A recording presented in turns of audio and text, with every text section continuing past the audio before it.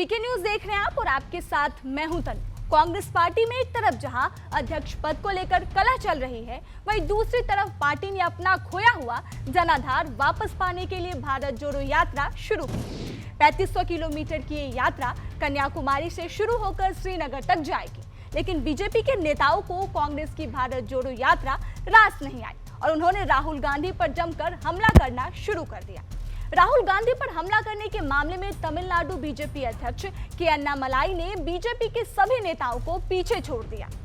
के अन्नामलाई ने ट्वीट पे ट्वीट की झड़ियां लगाते हुए राहुल गांधी पर जमकर निशाना साधा। के अन्नामलाई ने ट्वीट करते हुए कहा कि राहुल गांधी को इस यात्रा के दौरान पैसे बचाने के लिए बीजेपी शासित राज्यों में अपने काफिले की गाड़ियों की टंकी भरवा लेनी चाहिए, लेकिन अन्नामलाई ये भूल गए कि इस समय देश में सबसे महंगा पेट्रोल अगर राजस्थान में मिल रहा है तो शिवराज मामा के राज में भी पेट्रोल कोई सस्ता नहीं है।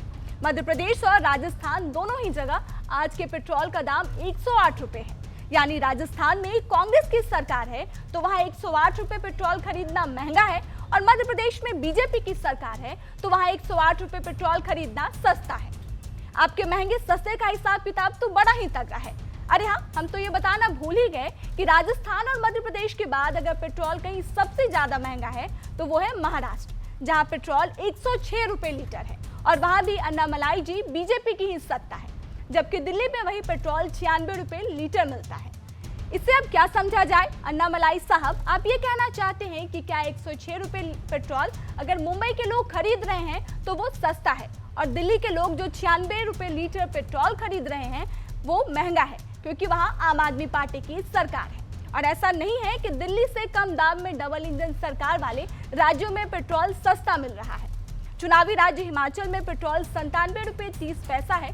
हाँ, ये सच है कि सूरत में दिल्ली से 2-4 पैसे कम में पेट्रोल मिल रहा है, लेकिन श्रीनगर में तो वही पेट्रोल 101.22 और वहां तो राज्यपाल शासन और राज्यपाल तो आपके ही पार्टी के है ना।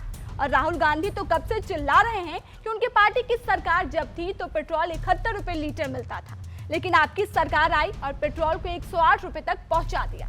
अगर जनता का हिसाब किताब गड़बड़ नहीं है तो 71 रुपए कम और 108 रुपए बहुत ज्यादा होते हैं। खैर, राहुल को छोड़िए, आप जनता की चिंता कीजिए, क्योंकि सरकार बनाने के लिए जो वोट पड़ते हैं वो जनता देती है। आपको राहुल की इतनी ही चिंता है तो केंद्र में आपकी ही सरकार है। राज्य सरकार अगर अपने टैक्स में कटौती नहीं कर रही है तो केंद्र में बैठी आपकी पार्टी की सरकार ही अपने हिस्से के टैक्स में कटौती कर दे।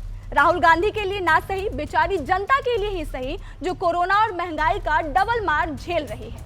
इस पूरी खबर पे आपकी क्या राय है, हमें कमेंट करके जरूर बताइएगा। और देश और दुनिया की तमाम खबरों से रूबरू होने के लिए आप देखते रहें वीके न्यूज।